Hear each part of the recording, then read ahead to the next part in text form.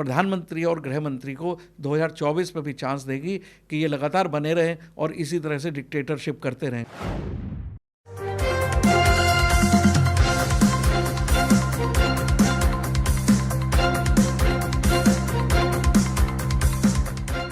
नमस्कार, स्वागत है आपका P3 भारत में। मैं हूं आपके साथ राज हिंदुस्तानी।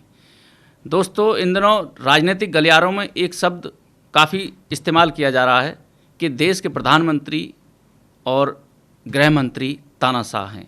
आइए इस पूरे मसले पर हमारे साथ बातचीत के लिए मौजूद हैं P3 भारत के editor in chief Rajendra Sachdeva ji. Sir, कार्यक्रम में आपका स्वागत। धन्यवाद।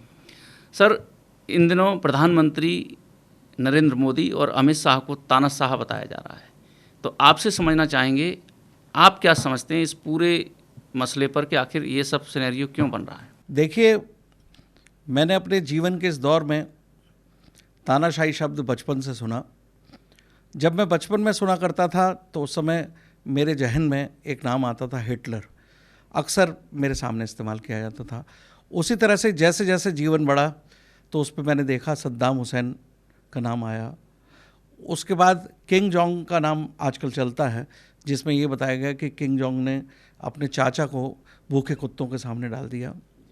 ये सब ऐसे तानाशाह थे जिन्होंने अपने लिए सारी जनता को रौंदते हुए, सारे नेचुरल रूल्स को वायलेट करते हुए जनता को क्रूरता से राज किया।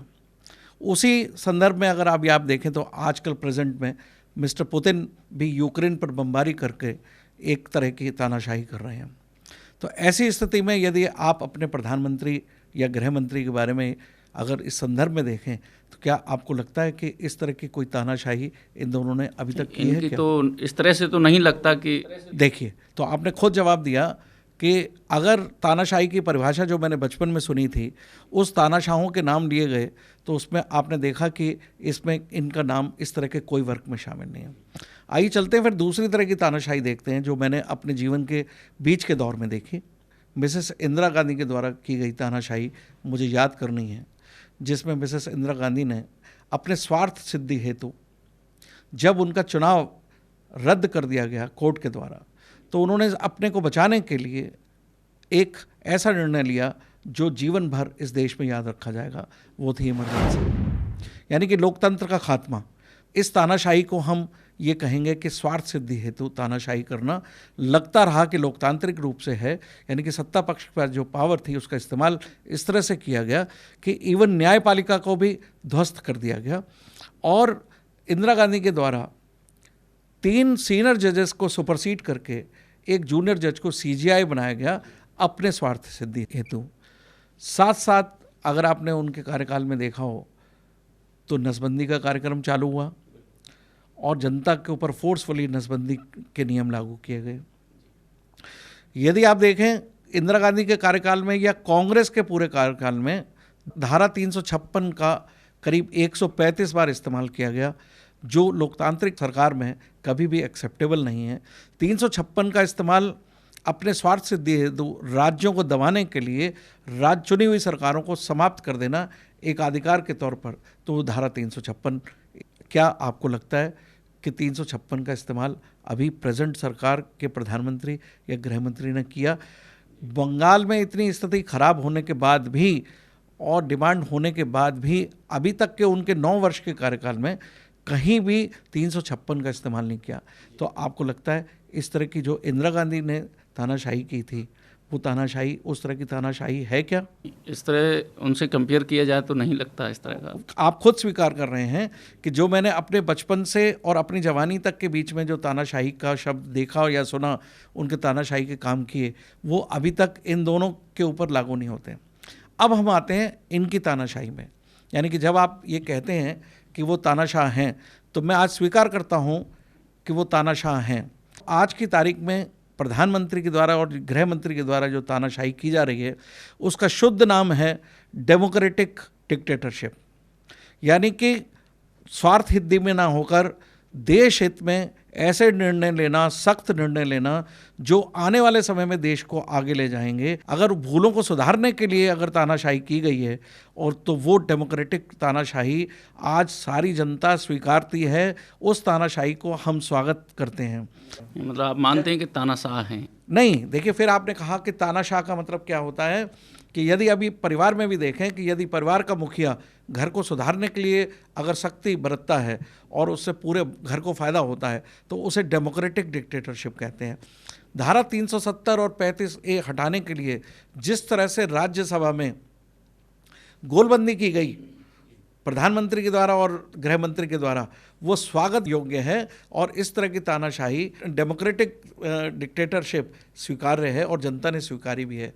यदि आप समझते हैं कि हमारे देश में एक पैरेलल नोटों की इकॉनमी चल रही थी और डुप्लीकेट में नोट छपे हुए थे, उस चीज़ों को रोकने के लिए बहुत स्ट्रॉन्ग डिसीजन लिया गया अपोजिशन होने के बाद भी, और उसको कोर्ट में भी फेस करने के बाद भी वो नोटबंदी का निर्णय लिया गया। और नोटबंदी का निर्णय दूसरी बार भी अभी लिया गया, वो चाहे उसका एडवांस रूप है। तो आप इस डेमोक्रेटिक डिक्टेटरशिप को हम लोग सारे लोग स्वीकारेंगे। ये डेमोक्रेटिक डिक्टेटरशिप तो एक्सेप्टेबल है। राजा का मतलब ही यही है कि वो सख्ती से पेश आते हुए देश के हित में काम करे। अगर हमारे देश के प्रधानमंत्री या गृह मंत्री ने फर्जी एनजीओज को बंद करा दिया है, हजारों फर्जी एनजीओज जो टेरर फंडिंग कर रहे थे या हमारे देश में अस्थिरता पैदा करने के लिए पैसे कर रहे थे, तो उसको बंद करना अगर तानाशाही कहलाता है तो वो तानाशाही डेमोक्रेटिक डिक्टेटरशिप हम सबको स्वीकार्य है। इसके बाद ईडी और सीबीआई के भ्रष्टाचारियों के पीछे लगाना और ईडी और सीबीआई के अधिकारियों के लिए लड़ाई लड़ना कोर्ट तक, उस ईडी के अधिकारी को कंटिन्यूएशन में एक्सटेंशन देना इस बात के लिए कि देश के हित के लिए जो वो स्पीड से काम कर रहे हैं, अगर उन सारे कामों को करना अगर आप डिक्टेटरशिप कहते हैं तो मैंने उनको एक शुद्ध नाम दिया है डेमोक्रेटिक डिक्टेटरशिप, वो हमें स्वीकार है। 3 तलाक का डिसीजन लेना, मुस्लिम महिलाओं के हित में अगर कोई डिक्टेटरशिप की गई है, वो डिक्टेटरशिप ना होके उसको भी पास करा लिया गया है तमाम विरोधाभासों के अंतर्गत चलते हुए भी, तो उसको भी हम ये कैसे कह सकते हैं कि ये उनकी तानाशाही उस रूपों, पुराने रूपों की है। और इसके अलावा यदि अगर आप देखें अयोध्या में जो मंदिर बन रहा है, आज की तारीख में ये कहा जाता है कि ये कोर्ट के निर्णय के अंतर्गत बनना है, लेकिन उसमें भी एक बहुत बड़ी बाधा, वर्षों से कोर्ट में ये मुकदमा चल रहा था। जब ये कोर्ट में, सुप्रीम कोर्ट में मुकदमा आया तो ये फिर इसमें एक अड़ंगा लगाया गया था कि हाई कोर्ट का जो जजमेंट है उसके जो पेजेस हैं और जो उनके साक्ष्य हैं उनको ट्रांसलेट करने में दिक्कत आ रही है, इसलिए इस काम को आगे बढ़ाया जाए। तो उस काम में भी डिक्टेटरशिप करते हुए, जिसको आप डिक्टेटरशिप कहते हैं, डेमोक्रेटिक डिक्टेटरशिप करते हुए यूपी गवर्नमेंट की सहायता से उसका ट्रांसलेशन स्पेसिफिकली कराया गया और उसमें कोर्ट को फास्ट ट्रैक डिसीजन लेने के लिए अयोध्या जो मंदिर बनने जा रहा है, अगर वो जनता ये कहती है कि केवल कोर्ट के द्वारा बना है तो वो भी गलत है। ये भी डेमोक्रेटिक डिक्टेटरशिप का हिस्सा था जिसमें उन्होंने इस कार्य को किया। उसके बाद अगर आप यहाँ पर इस तरह से आते हैं कि यूसीसी के कार्यक्रम के लिए भी यदि कोई डिक्टेटरशिप चल रही है और तोड़फोड़ की जा रही है, तो मैं समझता हूँ देश हित में यदि विभिन्न सरकारों को तोड़ा जा रहा है तो उसके पीछे, सरकारों को तोड़ने के पीछे मंशा उनकी राज करने की नहीं है। उनकी मंशा ये है कि किसी तरह से संख्या बल को बढ़ाकर हम यूसीसी के कानून को पास कराएं, क्योंकि यूसीसी का संविधान में जो कार्यक्रम होगा उस कार्यक्रम को करने के लिए 2/3 मेजॉरिटी की ज़रूरत होगी। तो जब दल नहीं टूटेंगे तो उनके राज्यसभा के मेंबर नहीं टूटेंगे। तो अगर इस कार्य में वो तोड़फोड़ कर रहे हैं तो उनकी इस तोड़फोड़ को डिक्टेटरशिप नाम देते हुए हम डेमोक्रेटिक डिक्टेटरशिप को एक्सेप्ट करेंगे और आने वाले समय पे उनको याद करेंगे। यदि आप देखें इन सारी की चीज़ों को करने के बाद अगर वो आज भी इस तरह से कार्य करने में लगे हुए हैं और आने वाले भविष्य में आप इस तरह की डिक्टेटरशिप और भी देखेंगे जो नेशनल इंटरेस्ट में काम आएगी। वो डिक्टेटरशिप करने का कार्य ये है उनका कि फ्यूचर में जो पुराने लोगों ने संविधान में कुछ स्वार्थ सिद्धि हेतु कुछ समावेश कर दिए हैं, अनुच्छेदों को हटाने हेतु एवं नए नए अधिनियम बनाने के लिए, फॉर एग्जांपल मैं अगर आपसे कहूं कि एक पूजा स्थल अधिनियम बना हुआ है जो तमाम तरीके से गैर कानूनी है, और उस अधिनियम को समाप्त करने के लिए अगर वो डिक्टेटरशिप करते हैं तो वो देश के हित के लिए होगी। तो ऐसी डिक्टेटरशिप हमें स्वीकार है और हम ये चाहेंगे कि प्रधानमंत्री और गृह मंत्री इस तरह की डिक्टेटरशिप हमेशा करते रहें। और इस तरह की डिक्टेटरशिप में पूर्व में बताई गई 2 डिक्टेटरशिप के से कंपैरिजन में ये एक ऐसी डिक्टेटरशिप है जिसकी सराहना पूरे विश्व को करनी है, और आज की डेट में विश्व उनकी कार्यप्रणाली को सराहता है। तो आप उस तरह की डिक्टेटरशिप को मैंने देखा, तो ये डिक्टेटरशिप मेरे लाइफ में एक अच्छा सा सुखद अनुभव करने का डिक्टेटरशिप है। और मुझे उम्मीद है आने वाले समय में प्रधानमंत्री और गृह मंत्री इसी तरह की अपने स्ट्रॉन्ग डिसीजन लेते हुए डिक्टेटरशिप करेंगे। इसी संदर्भ में मैं आपको एक और बात बताना चाहता हूं कि अधिकतर लोग कहते हैं कि ये सरकारों को तोड़ रहे हैं। यदि महाराष्ट्र की गवर्नमेंट बीजेपी के साथ मिलकर एक दल ने बनाई थी, उसके बाद यदि उन्होंने धोखा देके किसी और दल के साथ सरकार बनाई, यदि उस दल को फिर से तोड़कर फिर से वापस अपनी मूल स्थिति में लाया गया है, तो मैं समझता हूँ ये डेमोक्रेटिक डिक्टेटरशिप बहुत अच्छी है कंपैरिजन टू 356 लगाना।